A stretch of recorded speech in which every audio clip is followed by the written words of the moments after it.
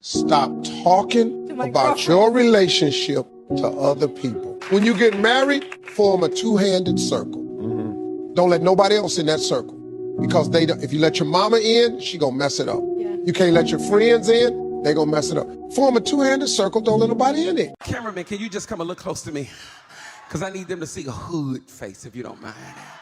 I wish I can get in your face and say, stop being a punk. Square your shoulders up. You a warrior.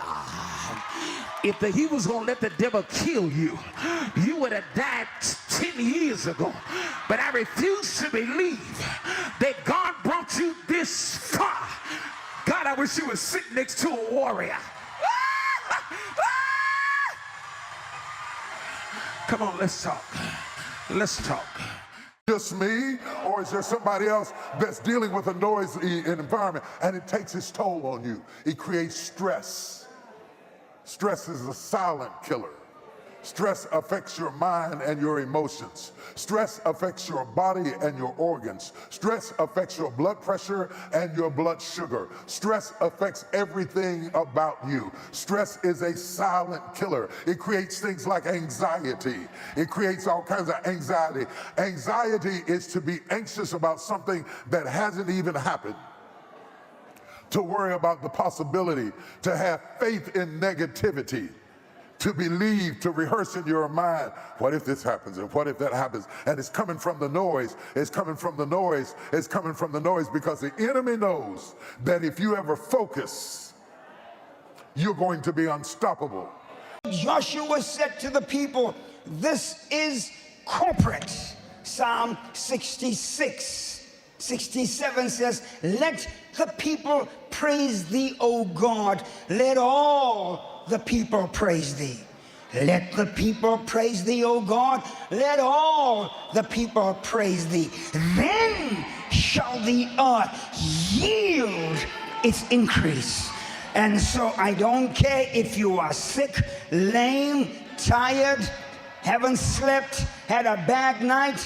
The seventh shout is corporate.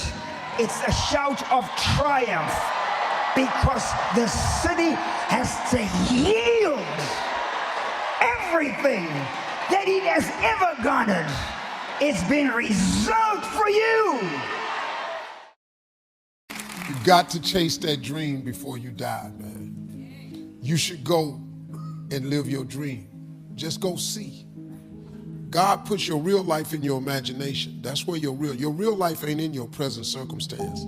Your real life is not in your current situation. Your real life is not in your paycheck. Your real life, he tucks it away in your imagination. Jesus said it only takes the faith of a mustard seed, and you can hardly see a mustard seed. Have you ever seen one?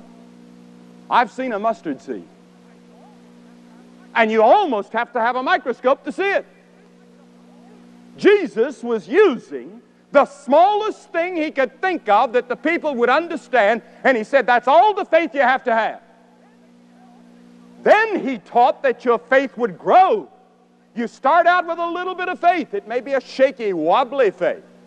But if it's in the Lord Jesus Christ, you don't have to have faith enough to hold on to him. He'll hold you. Like the little boy that was on the great rock. He had fallen out of a boat, and he finally climbed up on a rock, and the storm was raging and the waves were lashing. And somebody asked him later, was he afraid? Oh, he said, I sure was afraid. He said, I trembled all over, but he said the rock never trembled. We're talking about God's hand, and sometimes it's like this. And he'll bring the right person into your life at the right time. And you'll think, how did God know that that's who I needed to meet at this point in my life? And yet the same hand that did this will sometimes do this. Hey, stop shouting, Scotty. See, that's the same hand. Like Job said, he gives and takes away. Blessed be the name of the Lord. Have you realized that God's hand that does this is just as capable when he's doing this? The kindest thing that you can do for yourself is to let people go when they want to go. No chasing, no begging, let it hurt, and then let it heal. When we stop forcing people to choose us, we make room for the people that were made for us. I know you've got a tangled mess all around you in your family and in the culture and in your marriage and with your children and on your job and in your finances and your health and your aging parents or whatever it is that you've got going on. I know it's a whole big tangled mess, but if you will just get back to the one thing, you'll find that focusing on that one thing untangles everything. Lord Jesus, I thank you for your word, and I thank you that you desire to speak to us through it. Lord, I pray for fresh wind and fresh fire over your people. In Jesus' name, amen. If you want to be wealthy and happy the rest of your life, just learn this lesson well. Learn to work harder on yourself than you do on your job. See, it's not what you get by tricks. It's not what you get by demand. It's what you get by performance that counts. Performance comes from inside, not outside. Poor people usually spend their money and invest what's left. That's the philosophy of the poor. Now here's the philosophy of the rich. Rich people invest their money and spend what's left.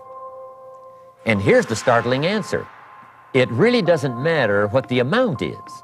What's most important is not the amount. What's really important is the philosophy. So I would ask you to adopt this philosophy of spending after you have invested. Invest first, then spend. When you feel yourself moving step by step, each hour, each day, toward achieving something that's important to you, you feel positive and happy most of the time. By the way, do you know what unsuccessful people think about most of the time? They think about what they don't want, the things that make them angry or sad, usually past events that they can't change, and they think about who's to blame for all their problems. So whenever you see people talking and complaining about things that they can't change, things in their life that are their responsibility, and then blaming others for their problems, you know you're dealing with a negative, unhappy person with a very limited future and a very unhappy present. So the way you take control of your mind, like grabbing the wheel of a vehicle, is start to think about what you want and how to get it all day long. Turning point for me, that moment, was when I was struggling in sales. I went to a top salesperson and I said, "Why are you earning 10 times as much as me?" Well, he said, "Show me your sales method and I will give you some advice." I said, "I don't have a sales method." He said, "Well, that's your problem." He said, "Selling is a science. There's a formula to it. If you follow the formula, you make sales. And if you don't make sales, except by luck." Well, that was the turning point in my life. And this was what I learned, is that you can learn anything you need to learn to achieve any goal you can set for yourself. And I teach that, and I've taught that for more than 30 years. You can learn anything you need to learn to achieve any goal you can set. If you want to become healthy or wealthy, or raise happy children, or build a successful business, you can learn how, which means there are no limits. And that was the big turning point in my life.